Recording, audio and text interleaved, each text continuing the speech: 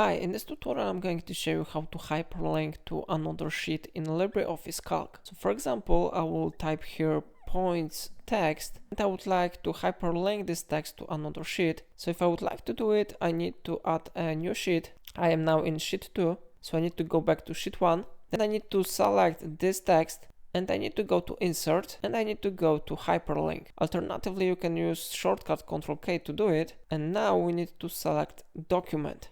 Now in target in document we need to select the sheet. So I click on this one icon, target in document.